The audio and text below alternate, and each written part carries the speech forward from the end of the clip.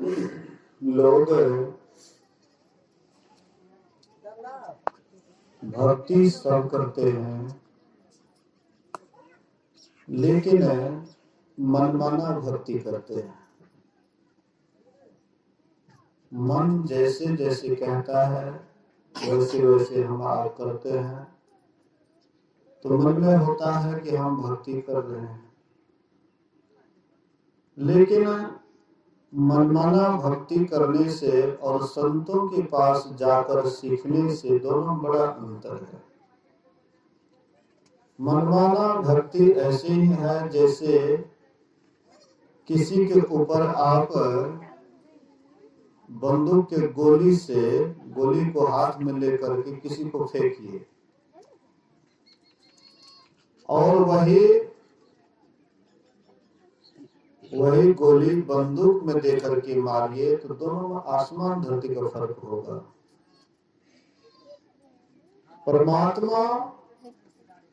परमात्मा की भक्ति करने में भी बस ऐसी है जैसे परमात्मा के ऊपर हम गोली फेंकते हैं तो परमात्मा को कोई खास असर नहीं होता है, वे कोई खास ध्यान नहीं देते। लेकिन वही जब बंदूक में देकर के परमात्मा की तरफ मारते हैं तो आर पार हो जाता है, अर्थात वह भक्ति की सुनवाही होती है, परमात्मा उसको सुनते हैं। हम आप जानते हैं संसार में बहुत तरह की भक्ति करते हैं। अभी हम आप जगह जगह पर देखते हैं, खास करके जो मंडन करवाते हैं तो भगवत करवाते हैं। ब्याह शादी होती है तो बसे है तो चलो भगवत करवा लेते हैं। भगवत शुद्ध शब्द नहीं है, भगत का शुद्ध शब्द है भक्ति गीत। भगत इधर भगत भगत कहते हैं, दक्षिण की तरफ जाइएगा तो वे लोग कहते हैं भक्ति गीत। हाँ, भक्ति का गीत गाते हैं। तो ये भगत जो करते हैं करवाते हैं, कोई कथा कहानी कहते हैं, किसी के जीवन से जुड़ा हुआ कोई घटना सुनाते, लेकिन करने का तरीका नहीं, केवल घटना सुनाते, कहानी सुनाते, कथा सुनाते हैं। ढेर सारे मतलब कुछ कुछ ऐसे सत्यवादी हुए, उसकी लोग कहानी सुनाते हैं, कथा सुनाते हैं, गा गा करके, बजा बजा करके, नाच नाच करके लोगों को रिझाना है, बुझाना है। लेकिन ये कथा कहानी जो गा करके बजा करके हम आप करते हैं करवाते हैं, तो हम लोग सोचते हैं कि हमारा भक्ति इसी से हो गया। ऐसा मन में संतोष हो जाता है कि हम भगत करवा लिए, अर्थात हम भक्ति करवा लिए, अब हमको कुछ करना धरना नहीं है।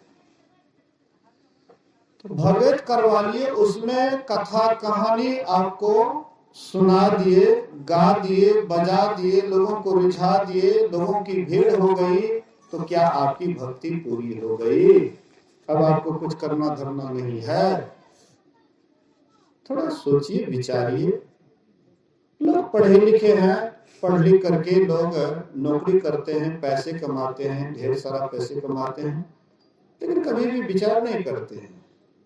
हमको लगता है कि ढेर पैसा वाला ही भगत करवाते हैं, अष्टजाम करवाते हैं, ढेर टका हो जाता है ना, तो 50,000 से तो कम अष्टजाम में खर्चा नहीं होगा। 50,000 कम से कम सादा सदी, सादा सदी कीजिएगा तब, रंगीन पार्टी कीजिएगा तो लाखों में फरियाएगा ऊपर।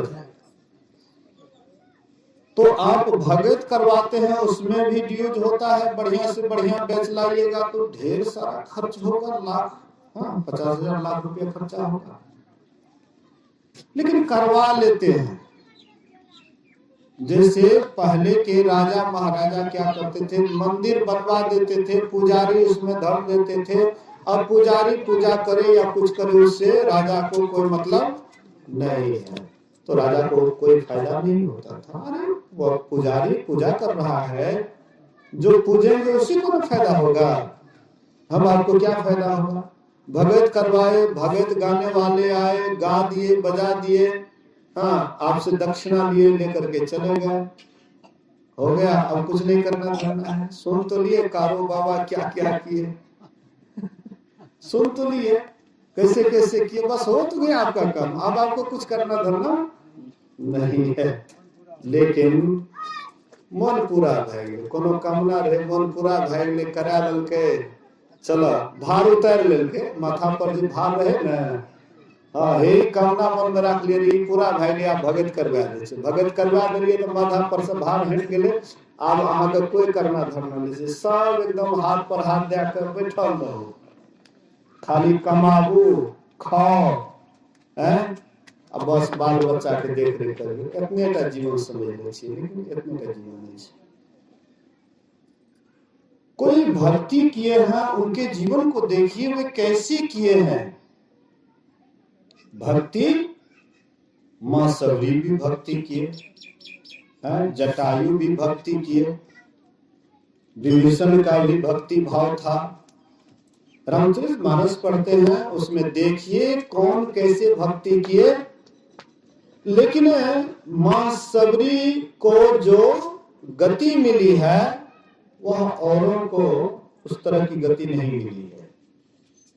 जो भक्ति सबरी ने की, वह भक्ति सब नहीं कर पाए।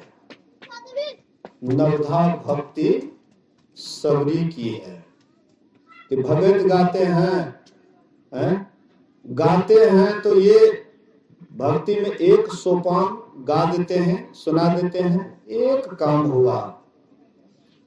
हाँ, गुरुपद पंकज सेवा, तीसरी भक्ति अमान, चौथी भगति मम गुणगन करे कपट तजीगाम। मतलब गुणगान करना, चाहे देवता का हो या भगवान का हो, मतलब गुणगान किए, आपकी चौथी भक्ति हुई। ना तो आपने गुरु किया है, कोई संत सदगुरु के निकट नहीं गया। भगत गाने वाले कोई साधु महात्मा के पास जाते हैं, लेकिन गाते जरूर है, एक घड़ी आधो घड़ी, आधो में पुनियाद, तुलसी संगत साध के हरे क्रोट अपराध। गाते हैं, लेकिन साधु को देखते हैं तो दूरे से अपना लाइन क्लियर कर देते हैं, हम भगतिया छी, ई से सत्संगिया छियै। आ कहे की छै, एक घड़ी आधो घड़ी, आधो में पुनियाद। एक घड़ी है छे 24 मिनट के। बोलिए श्री सदगुरु। हमार बात के सबको समझ रहे छे ना, पूरा ठठिए में बोलना है, जैसे सबके दिमाग में घुस जाए। हाँ, बिहार में, ओहो में, सुदूर देहात में। तो मतलब कहने का, मेरे कहने का ये आशय है कि एक भक्ति वह गा दिए कि एक घड़ी आधो घड़ी, एक घड़ी 24 मिनट का, आधा घड़ी 12 मिनट का, और उसका आधा हो गया 6 मिनट का। उन लोगों को 6 मिनट भी साधु का संग निश्चिंत होकर के, शांत होकर के, स्थिर होकर के करें, बैठे, सुने क्या कहते हैं। हमें भी सुनना चाहिए, करना चाहिए। उससे न हम ओकरा से कोनो कम, ऐसा में तो 10-20 टा बैठल छे, हमरा आर में तो 50-100 के संख्या रहे छे, हम एकरा से कौन कम। हाँ, हम तो बहुत जानकार। तो साधु गावे मतलब गायने कम है छे, बजने कम है छे, लेकिन समझने ज्यादा है छे। समझावे छे साधु, हाँ, कि तोरा की करने से की लाभ हेता। तो साधु के संग हम गायब दिलिए एक घड़ी आधो में पुनियाद, तुलसी संगत साध के तो हरे करोट अपराध, साधु के सोम ने कर लिए भगत खूब गलिए, करोड़ों अपराध कट गया है, हरे करोट अपराध कट गया है, असाधु संग कर्म करिए। गुरु महाराज के करवे निंदा है, ई सब तो मरलहा के पूजे छी, भगवान के भी छोड़ दे छे ई सब। ये तो मर गेले ना, मेही बाबा जी मर गेले, मरले के फोटो लगबे छे, भगवानो के ने लगबे छे। अच्छा मरे के ने छे, राम एले रहे, मरले कि ने मरले, सही सही हृदय से, मतलब कोनो पक्षपात ने, खाली गुरुवे महाराज के नहीं कहियो मर गेले, राम एले तो मरले कि ने मरले। अगर नहीं मरले तो जाके देखियो सरजू नदी में ओकर शरीर कते छे, सरजू नदी में जाके शरीर छोड़लके ना, हैं? भरत एले, शत्रुघ्न एले, लक्ष्मण एले, ओ सब छै अखनी, ओकर नाम केना गले छिए, ओकर केना पूजा करे छिए, ओ तो मर गेले। अरे जहिना हमरा सब पांच तत्व के शरीर लाके लिए, भगवानो पांचे तत्व के शरीर लाके ले, हमरा में कम शक्ति रहले, ओकरा में बेसी शक्ति मिले, बेसी तपस्या करलके, बहुत साधना करलके, ध्यान करलके, हैं? ज्ञान के जानलके, तो राम पूज्य भए गेले। ओहिना गुरुओ महाराज वही ज्ञान के जानलके, तब ने संसार में पूज्य भेले, तब न मरला के फोटो लगबे छिए। माइयो बाप तो मर जाय छै त कहां तर फोटो लगा के सत्संग करे छिए, हैं? माय बाप छै ने सबके, अपन अपन माय बाप के लगा के फोटो लगा के लगाबू तो सत्संग करू। त एको आदमी एते हम अपना माता जी के फोटो एते लगा दे, गुरु महाराज के हटा दे, सब सत्संग धीरे धीरे उठ जा लागते कर धो महात्मा ये अपने में आगे फोटो लगा दे। बोलिए श्री सद्गुरु। आखिर क्या खूबी है, क्या खूबी है कि मरने पर भी फोटो लगाए? तो कहने का मतलब ये मृत्यु लोक को कहने जगह है मरने वाला है, मृत्यु लोक अर्थात जहां पर मृत्यु होती है, जहां पर कोई सदा नहीं रहता है। राम आए, कृष्ण आए, शिव आए, जो भी यह मृत्यु लोक में आए, मृत्यु लोक में जो भी आए सब मरे, सबको मरना पड़ा।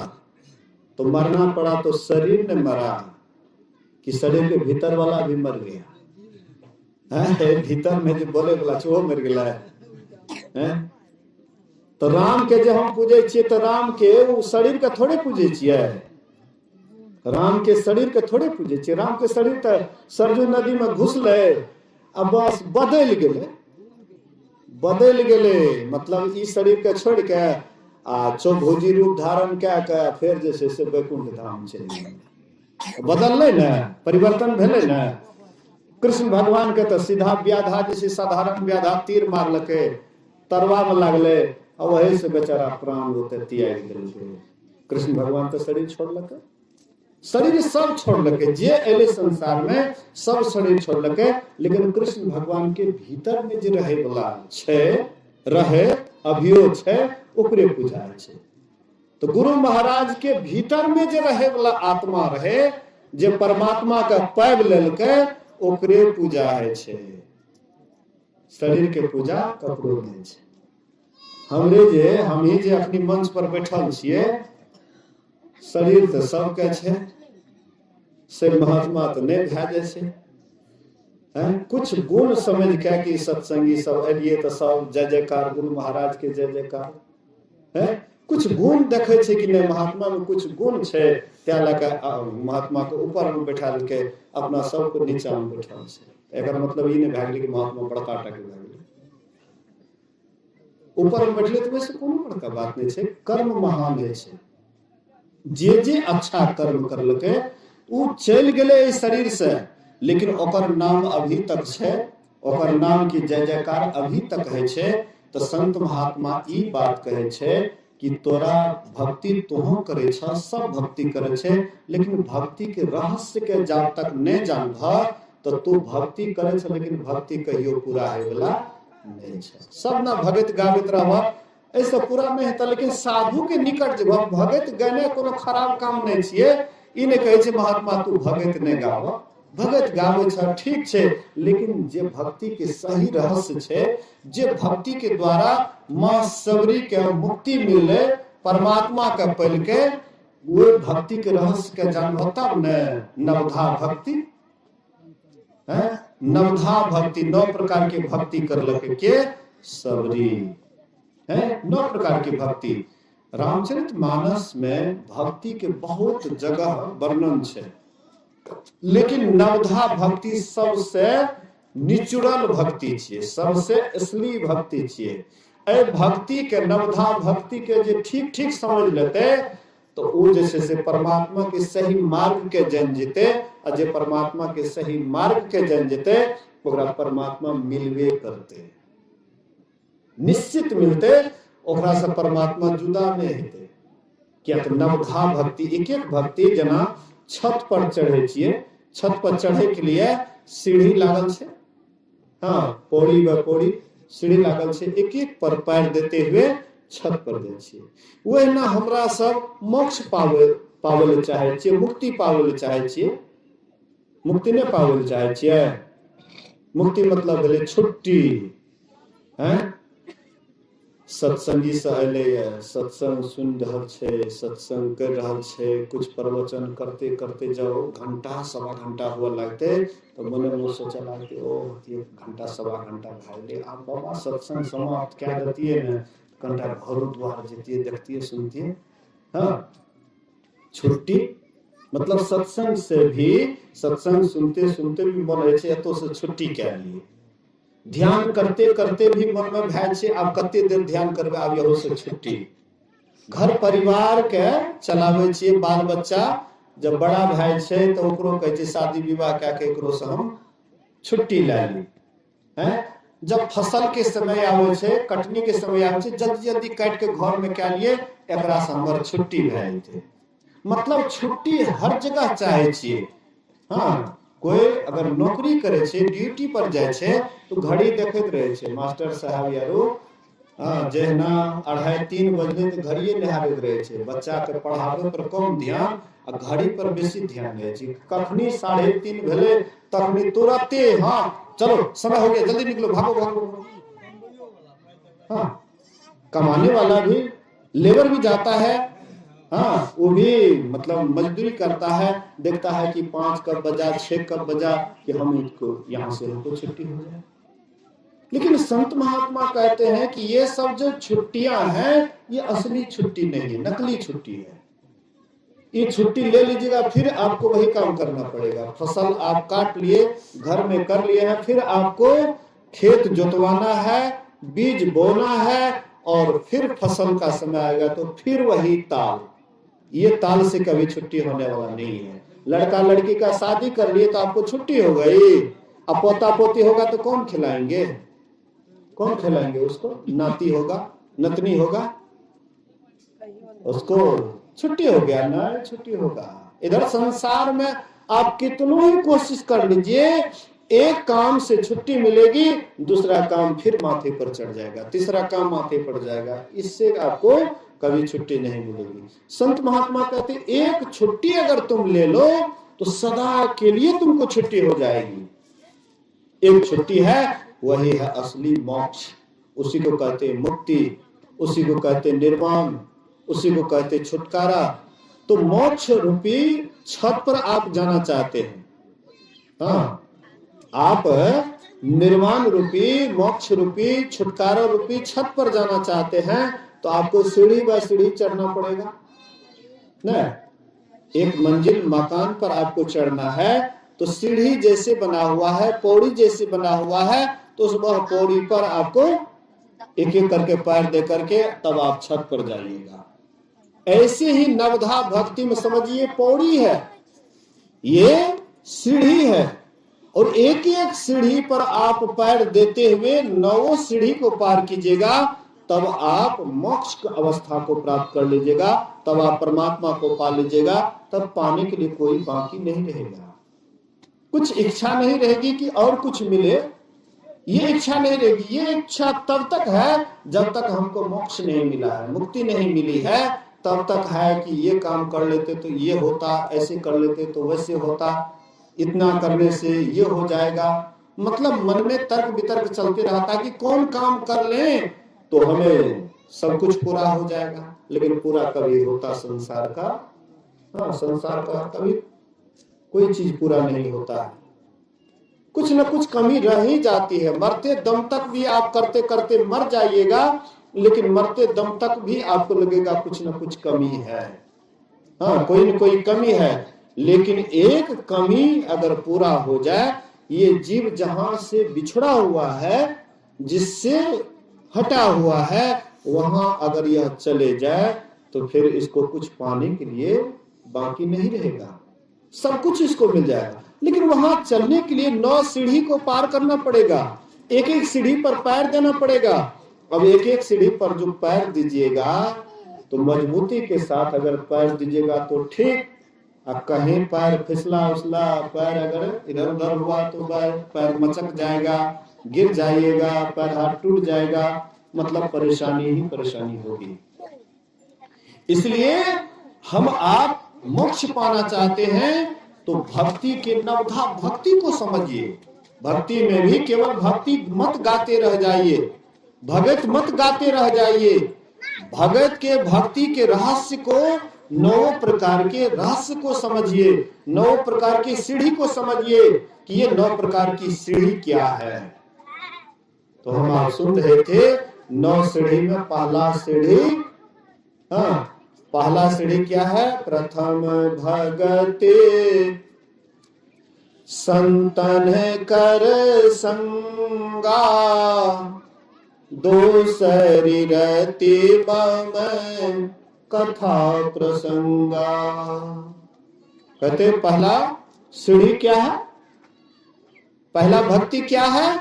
कहते हैं संतों का संग है, सत्संग है। सत्संग नहीं कीजिएगा, आप कहिएगा हम भक्ति कर रहे हैं, कौन भक्ति कीजिएगा? देखा देखी भक्ति आजकल बेसी प्रसिद्ध होता है, देखा देखी भक्ति। हाँ, किसी को देखे आप एकादशी करते हुए, आप भी शुरू कर दिए, लेकिन लाभ हानि से आपको कोई मतलब नहीं, क्या लाभ होता है क्या हानि होती है। हाँ, वो सहता है, एकादशी करते हैं 2 दिन वो सह लिए, हम भी सह लिए। रविवारी कोई करते हैं, अब देखे किसी को रविवारी करते हुए आप भी शुरू कर दिए, लेकिन आपने कभी विचार नहीं किया कि रविवारी करने से क्या लाभ होता है, क्या हानि होती है। एकादशी करने से क्या लाभ होता है, क्या हानि होती है। पंडित हम लोगों को ऐसे दिमाग को उजरा देते हैं कि सही ज्ञान से वंचित कर देते हैं। पंडित के बात पर बन बन भटक लो, कहियो न मिले भगवान है। सतगुरु हमार दया के सागर, घट ही में लखल के भगवान है। पंडित के बात पर बन बन आपको भटकाता है कि ये पर्व करो, ये त्योहार करो, इससे ये लाभ होगा, उससे वे लाभ होगा, लेकिन असली लाभ के संबंध में पंडित नहीं बतलाता है। असली लाभ अर्थात मोक्ष, मुक्ति, सदा के लिए छुट्टी, ये लाभ उनको भी पता नहीं है। वो भी शास्त्र के ज्ञान में ऐसे उजरा जाता है, ऐसे उजरा जाता है जैसे मछली जाल में उजरा जाता है, भाग नहीं पाती है। शास्त्र भी एक जाल है, शास्त्र वेद पुराण जितने भी हैं ये सब भी जाल है, लोग इसी में फंस करके रह जाता है, सही रहस्य को नहीं समझ पाता है। और सही रहस्य तो आपको तब पता लगेगा जब कोई ज्ञानियों के पास जाइएगा, उनके पास बैठिएगा, उनसे प्रश्न कीजिएगा कि ये जीव कहां से आया है और ये जीव जाएंगे कहां, कि कहां से आया है, कहां को जाएंगे, ये अगर नहीं जान पाए तो फिर ऐसे ही आपका समय बीत जाएगा। आया कहां से ए मुसाफिर, जाना तुझे कहां है, इतना तो विचार लो बस हो गया भजन, मन के तरंग को मार लो बस हो गया भजन, आदत बुरी सुधार लो, आदत बुरी सुधार लो बस हो गया भजन, मन के तरंग को मार लो, बस हो गया भजन। गा दिए तो मेरा मन का तरंग तो मर गया, गा दिए तो मन का तरंग मर गया नहीं, गाने से थोड़े मन का तरंग मिट गया। साधना में जब तक आप ऊपर नहीं उठिएगा, मन का तरंग ऐसे नहीं मरता है। भजन गाने से क्या हुआ? कुछ नहीं, खाली गा दिए, दूसरे को सुना दिए, रिझा दिए, बुझा दिए। महात्मा जी बहुत बढ़िया गाते हैं, बहुत बढ़िया प्रवचन करते हैं, इससे महात्मा जी परमात्मा को पालिए, ऐसी कोई बात नहीं है। इसलिए महापुरुष कहते हैं, संत महापुरुष कहते हैं कि बढ़िया से समझो, जब तक संतों के निकट नहीं जाओगे, अर्थात सत्संग में नहीं जाओगे, तब तक सही ज्ञान से वंचित रहोगे, सही ज्ञान से अलग रहोगे। और जिसको तुम भक्ति कहते हैं, शायद वह भक्ति है कि नहीं है, इसका भी कोई ठिकाना नहीं। हम जिसको अपने मान से भक्ति मान लेते हैं, लेकिन अपने मन से मानने से भक्ति की शुरुआत नहीं होती है। यहाँ पर गोस्वामी जी मां सबरी को भगवान राम उपदेश कर रहे हैं कि पहला भक्ति है संतों का संग। हम कभी सत्संग में जाएंगे ही नहीं तो क्या हमारा भक्ति का शुरुआत हुआ? खता खुला। बोलिए श्री सद्गुरु महाराज। बैंक में जो खाता खुला लेते हैं तो जमा करने में बीच बीच में 2-4 हजार 5 हजार 10 हजार करके जमा करता है, तो जमा करते करते एक दिन लाख 2 लाख करोड़पति अरबपति खरबपति हो जाता है, बहुत बड़े धनी हो जाते हैं। और जिसका खाता ही नहीं खुला है तो बेचारे कहां पर जमा करेंगे, कैसे जमा करेंगे? अभी भक्ति का आपको खाता भी नहीं खुला है, अर्थात आपने कभी संतों का संग किया नहीं, सत्संग में आपने कभी गया नहीं, सत्संग की बात को आपने गौर से सुना नहीं, कभी समझने का कोशिश नहीं किया, और आप सोचते कि हाँ हमें को महात्मा जी से कौन जिया है, महात्मा जी से हम कौन कौन, महात्मा जी के 10-20 सत्संग हमरा 100 के 100 200-400 500 1000 इतने लोग हमारा पास जुटे है। लेकिन कोई ये आप मत सोच लीजिएगा कि बहुत भीड़ भाड़ होती है तो वहां पर भक्ति खूब होता है, ये कभी नहीं सोचिएगा। राम जी वहां पर थे तो वहां पर कौन कौन थे? सबरी और लक्ष्मण, 3 ही आदमी थे।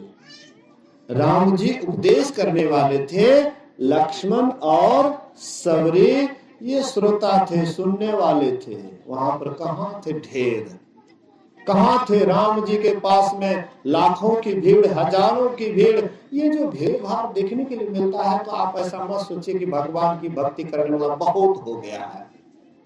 हाँ, भीड़ भाड़ को देखने वाला बहुत होता है, मेला को देखने वाला बहुत होता है, लेकिन रहस्य का ज्ञान बहुत कम के पास है। सही ज्ञान, भक्ति का सही रास्ता, भक्ति कैसे करनी है, बहुत कम लोगों को ये मालूम होता है, लेकिन उसी को मालूम होता है जो संतों का बराबर संग करते हैं। ये नहीं कि एक दिन सत्संग कर लिए और साल भर तक कभी सत्संग में गए नहीं तो हमको ज्ञान हो जाएगा, कभी नहीं। बराबर सत्संग, जैसे गांजा पीने वाला बराबर रोज में भी कई बार जहां देख लेता है गज पिया है, बिना निमंत्रण के ही सीधे पहुंच गया, अरे 2-4 शॉट हमको भी दो, एकदम चढ़ा देता है, एकदम बम बम करता है, बोल बम लगा के खींचता है दम। बाद में खखार जब जमा होता है, फेफड़ा की बीमारी होती है, तब गेलो दम, तब उसमें प्राण छूटने लग जाता है।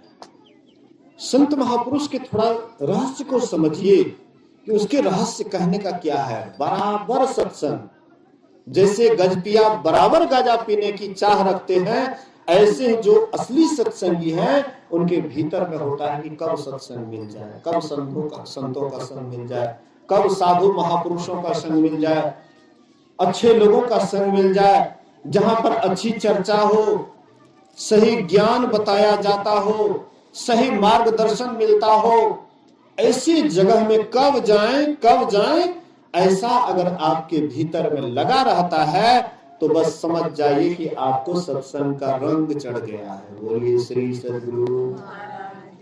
सत्संग का जिसको रंग चढ़ जाता है, भीतर भीतर सत्संग खोजने लग जाते हैं, कहां पर सत्संग होगा तो हम जाएंगे।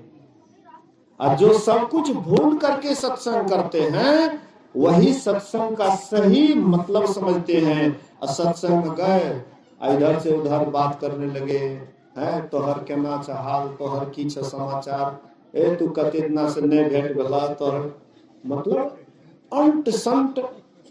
हम एक बार गए थे, उस समय सत्संगी नहीं थे, जदिया में साहिब बाबा शमशेर बाबा आए हुए थे। क्यों? हाँ, 92-93 में शायद दोनों बाबा यार रहे हाई स्कूल पर। तो हमार बड़ी बहन रहे, हम उस समय सत्संगी नहीं रहिए, तो बड़ी बहन के साथ ओकर शादी, नई शादी भेल रहे, और ओकर ससुरो सास यार रहे सत्संग में, यह जदिया। तो हमहू गेलिए, हम बहन से छोट रहिए, तो ओकरा साथ में हमहू गेलिए।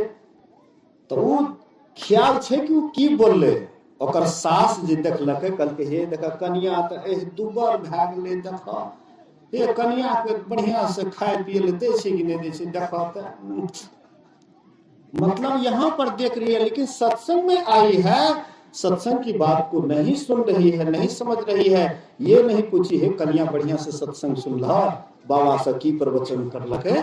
अगर ज्ञानी आदमी होती तो वही कन्या से प्रश्न करती कि तुम सत्संग में आई है तो बढ़िया से सुनी कि नहीं सुनी, क्या बोले बाबा, उस ज्ञान को तुमने कुछ समझी, और नहीं समझी तो हमसे समझ लो, वह उसको समझा देते। ये है सही सत्संगी का पहचान। नहीं जाता है तो कोई सुंदर का मरमलय करता है, उधर चला जाता है जहां पर मनिहारा का दुकान रहता है, एलिए तो कंटा यो ले लीजिए। लेकिन लेना ही है तो कोई ग्रंथ ले लो, कोई किताब ले लो जिससे कुछ ज्ञान होगा। ये क्या है, किस लिए जाती हो सत्संग में? खाली लोगों को दिखाने के लिए कि हम सत्संग में जा रहे हैं। याद रखिएगा, सती भी गई थी दिखाने के लिए सत्संग में, शिव जी के साथ सती भी गई थी। एक बार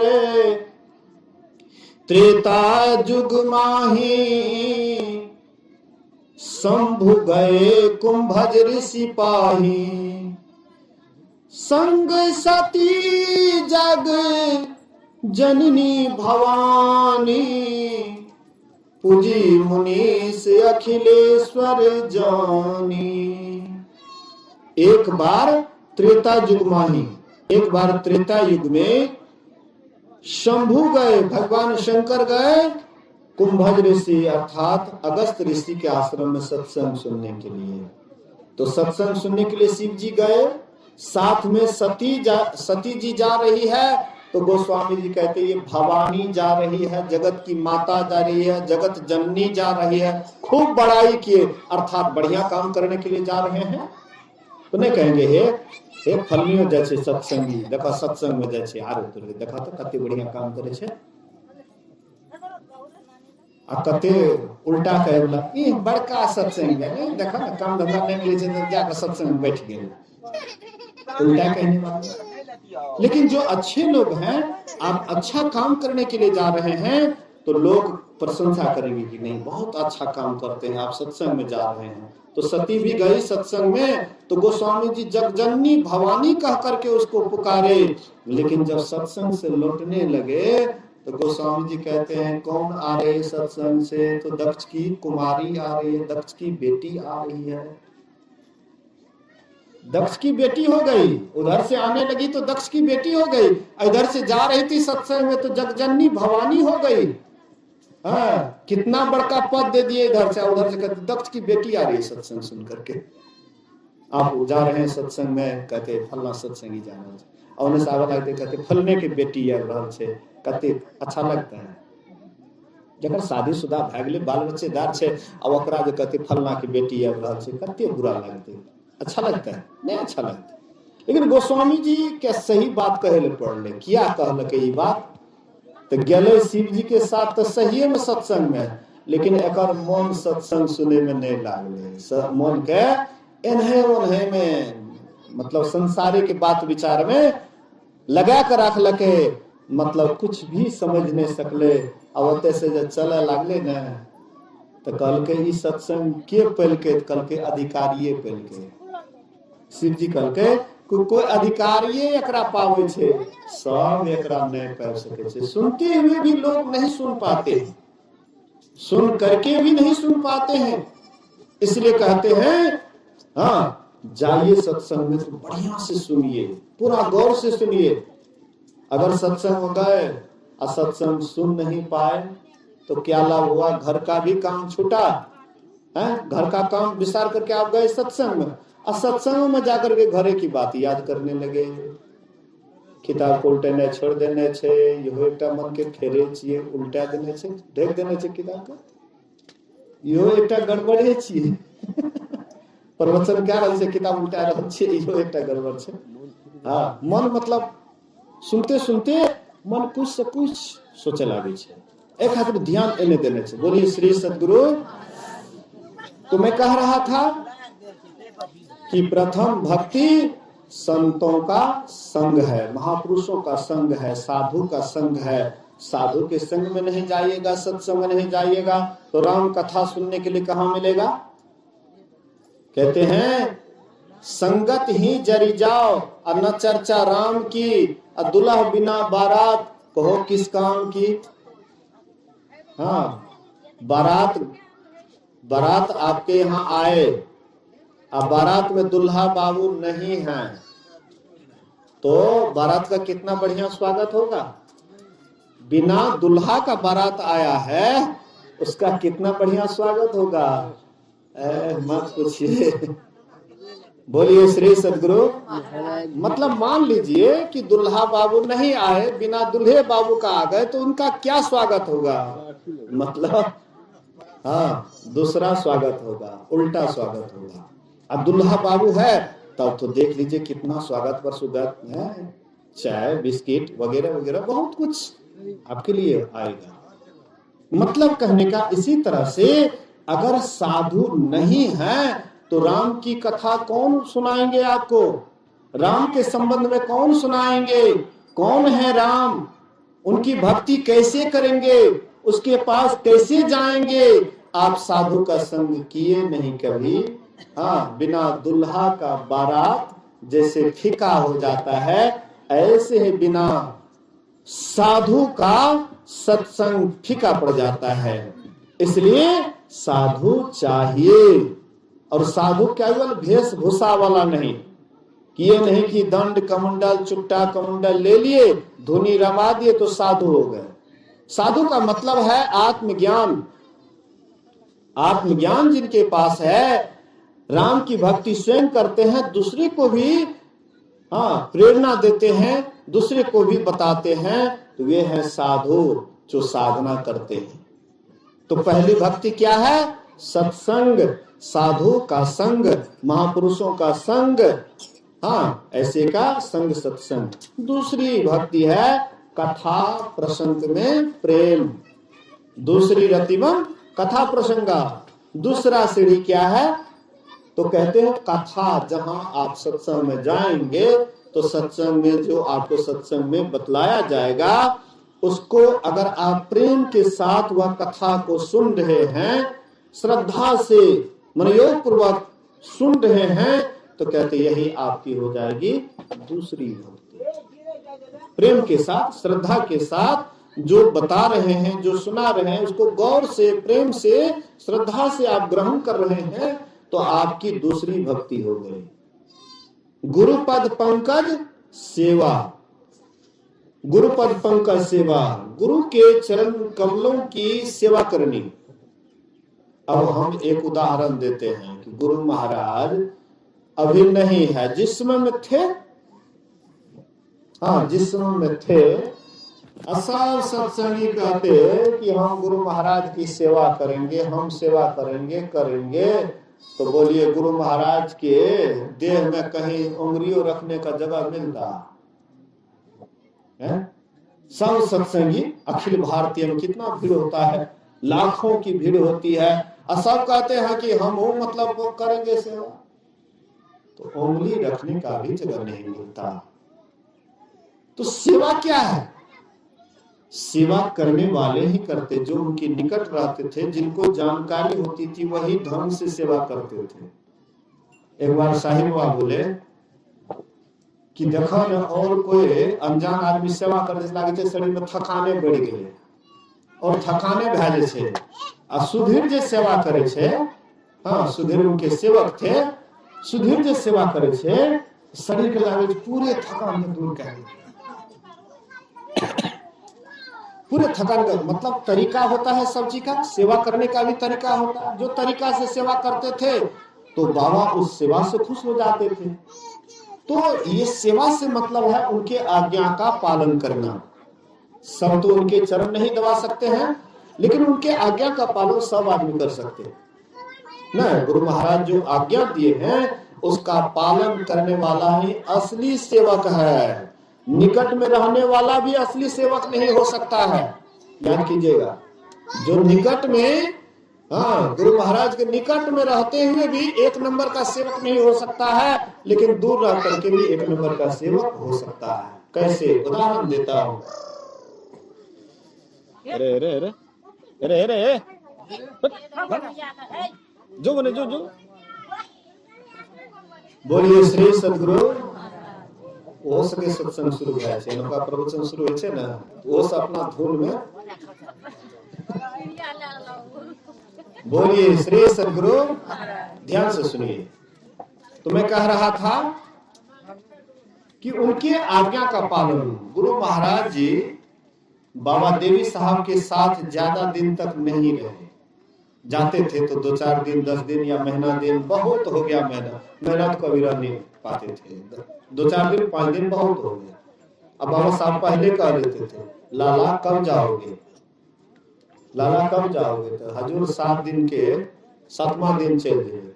जब 7वां दिन पिन ओढ़ करके तैयार होते थे तो बाबा देवी साहब छाती पर चढ़ जाते थे। जाओ तो तुम कैसे जाते हो, हाँ जाओ तो कैसे जाते हो। गुरु देखिए शिष्य को कैसे योग्य बनाता है। तो गुरु महाराज कहते हजूर जाओ, मतलब गुरु महाराज जा तक नहीं कहते ता तक नहीं जीवे, नहीं जीवे। मतलब अपना मन काहे रखते हो कि फलाने दिन चल जाएंगे, जाओ तो तुम कैसे जाते हो? कहते हजूर आप नहीं जीवे। हाँ तब बाबा देवी साहब आदेश देते कि जाओ, तब चल देते।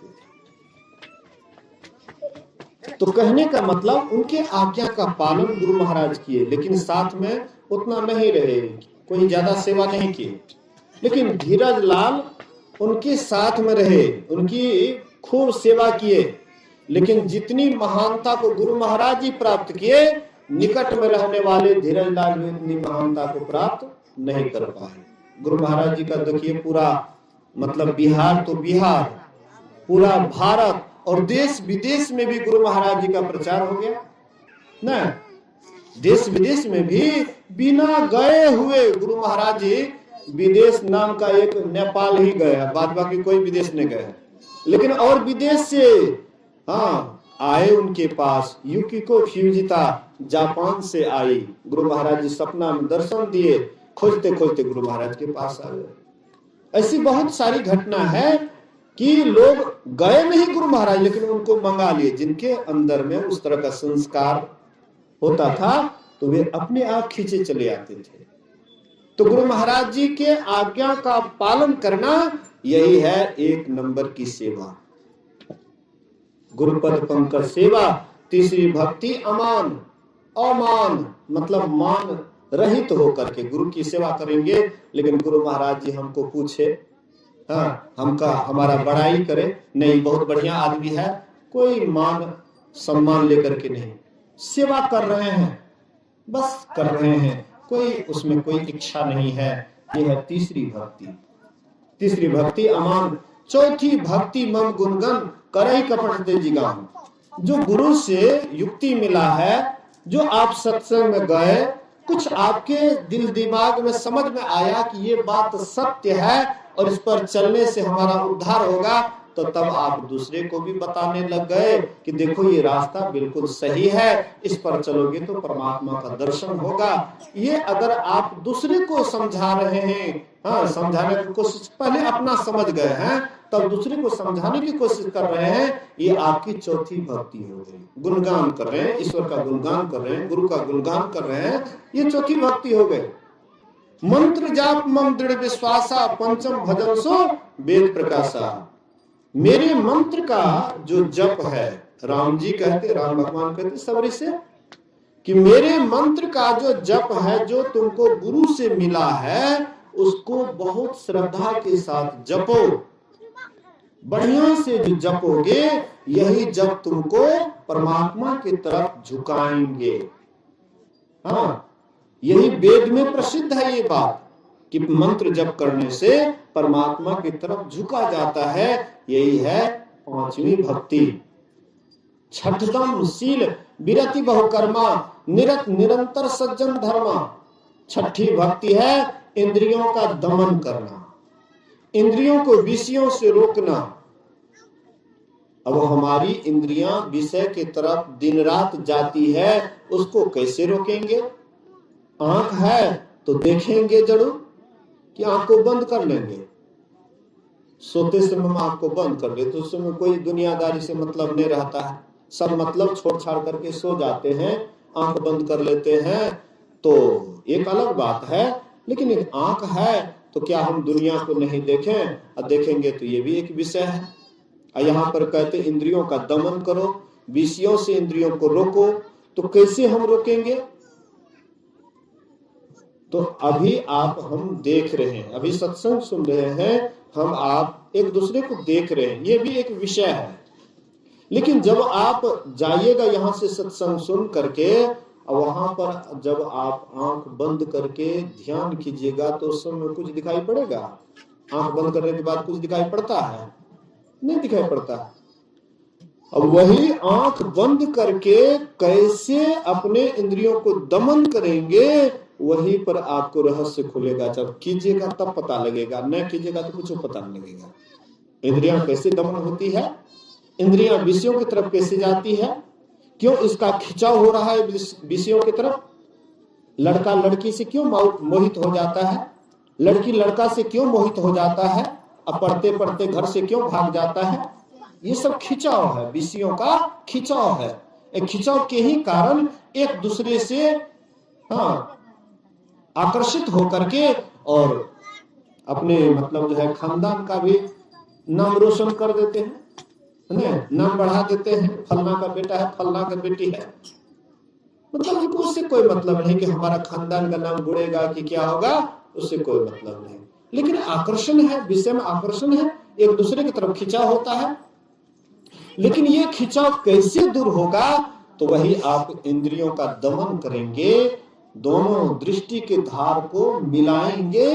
कैसे मिलाएंगे? गुरु से जान करके मिलाएंगे। और दोनों दृष्टि की धार जब मिलेगी तो तब आपका मन विषय की तरफ नहीं भागेगा। बोलिए श्री सद्गुरु।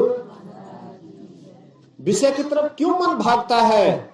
क्योंकि इसको परमात्मा का कोई आनंद नहीं मिला है, कोई रस नहीं मिला है, इसीलिए विषय का रस इसको बढ़िया लगता है।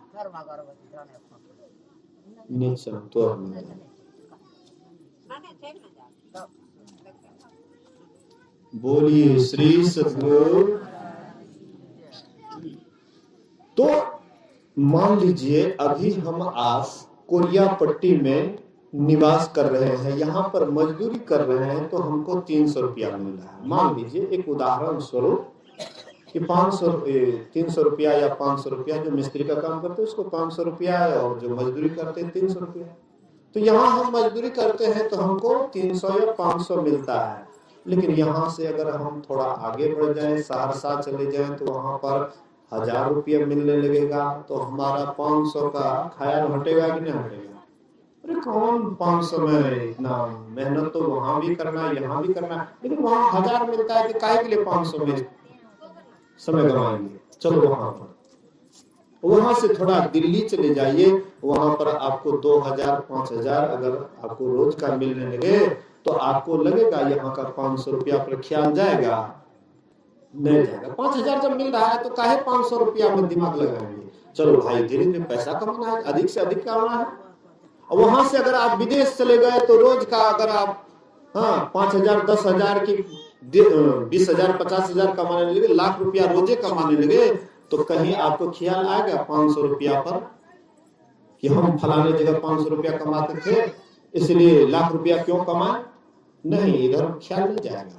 जैसे जैसे आपको लाभ होगा वैसे वैसे लोभ बढ़ते जाएगा, खिंचाव बढ़ते जाएगा। बस यही बात है। हम आप अभी जो विषय में देखते हैं तो वही 10 टकिया सुख मिलता है, 10 रुपया के बराबर सुख मिलता है। लेकिन जब हम ध्यान में थोड़ा आगे बढ़ जाते हैं, हमारे भीतर में परमात्मा की झलक मिलती है, तो वहां पर नमरी, हजारिया, 50,000 लाख करोड़ मतलब सुख का बारिश ही होने लग जाता है। तो स्वाभाविक है 10 रुपया का ख्याल हट जाता है मन से। काहे के लिए 10 टकिया का ख्याल करेगा? क्योंकि वहां पर 1,000 लाख करोड़ अरब खरब मिल रहा है, तो काहे के लिए इधर जाएंगे?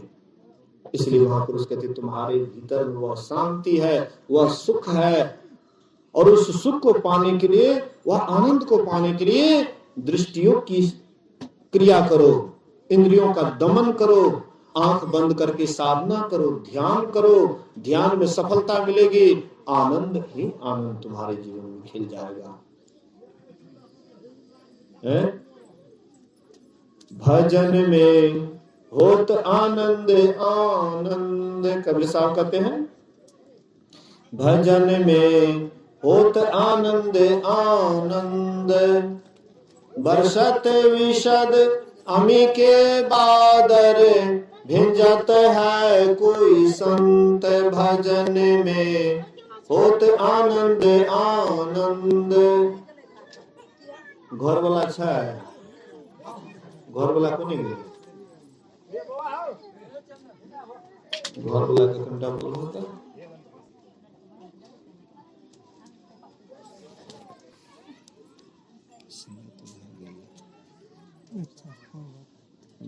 कर दिया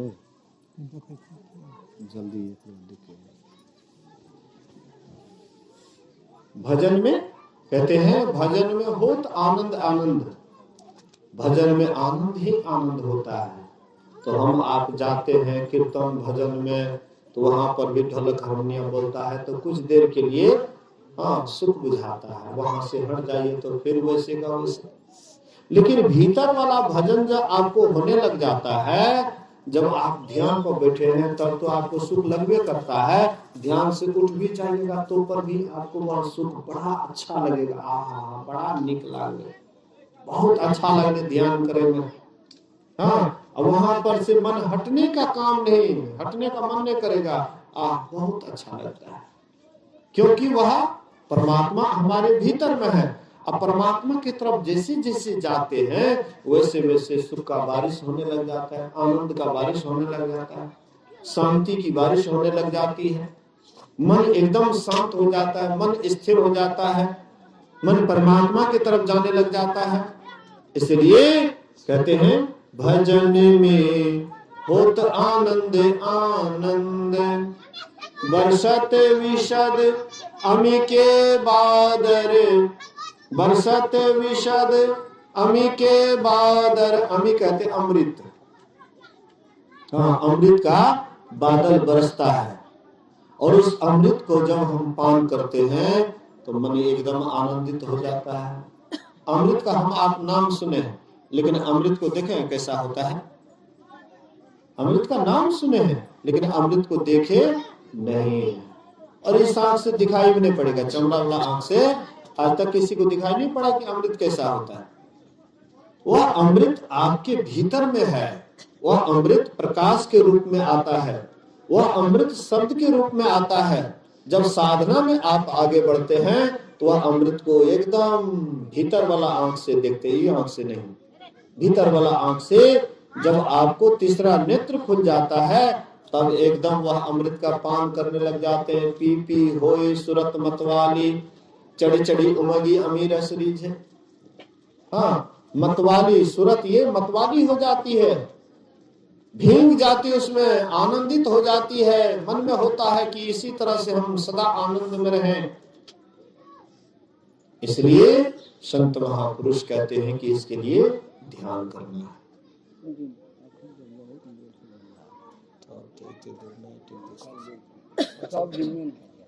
मैं सुना समय है 6 का। हाँ तो 5:30 है भी नहीं तो और जैसे कुछ देर और यदि कीजिए तकर बाद 1 घंटा में ओते नहीं छी जाएगा। असल के अपन काम धाम से महिला लोग यहाँ पर छे और उसके साथ बाती बहुत तरह की बात लाए छे। बोलिए श्री सद्गुरु। तो वह अमृत, वह बारिश आपके भीतर में हो रहा है, लेकिन हम बाहर में अमृत खोजते हैं। इस तरह से हम कितनों ही खोजते रहेंगे तो वह अमृत कभी नहीं मिलेगा। लेकिन अपने भीतर में गुरु जुक्ति से ताको गगन में तब झलके एक तारा रे, वह तारा गुरुदेव बतावे ज्योति महल का द्वार रे। तो वह आपके भीतर में, हमारे भीतर में वह अमृत है, लेकिन वह अमृत को पाने के लिए हाँ दोनों दृष्टि के धार को एक करना पड़ेगा। इससे से इंद्रियों का दमन होगा। यही हो जाएगी छठी भक्ति। 7वीं सम वही मैं जग देखा, मोते संत अधिकर लेखा।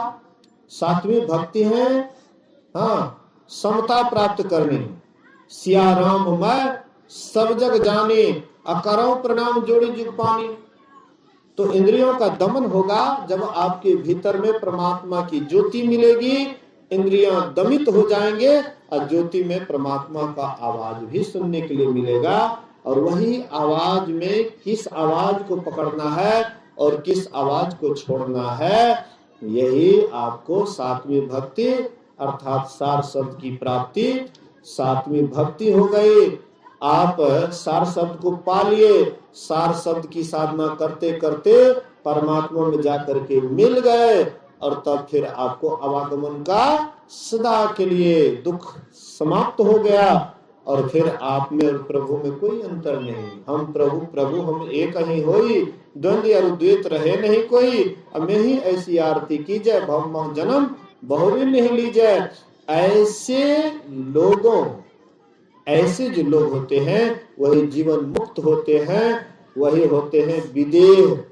शरीर में रहते हुए देह से अलग, इसी का नाम है विदेह। राजा जनक विदेह कहलाते थे, जीवन मुक्त कहलाते थे। तो ऐसे जीवन मुक्त महापुरुष हाँ ये 7वीं भक्ति में पूर्ण हो जाती है, पूर्ण हो जाते हैं तो वही महापुरुष होते हैं। इसलिए राम कहते हैं, राम भगवान कहते हैं, मुझसे भी अधिक ऐसे संत को मानो जो समता प्राप्त कर लिए हैं, मुझको प्राप्त कर लिए। तो ये 7वीं भक्ति में आप पूरे हो जाएंगे। तो 8वीं भक्ति 9वीं भक्ति उसका फल है साधना। 7वीं भक्ति तक ही है। 8वीं भक्ति जो साधना में पूर्ण हो जाते हैं, 8हम जथा लाभ संतोषा, सपना नहीं देखा ही परदोषा। उनको जो भी लाभ होता है उसी में वे संतुष्ट हो जाते हैं और वे स्वप्न में भी दूसरे के दुख को दोष को नहीं देखते हैं कि फलना में कौन अवगुण है, चिल्ला में क्या अवगुण है। वे दूसरे के अवगुण को देखते ही नहीं है, क्योंकि वे समता प्राप्त कर ले। सब में एक ही ईश्वर का दर्शन करते हैं।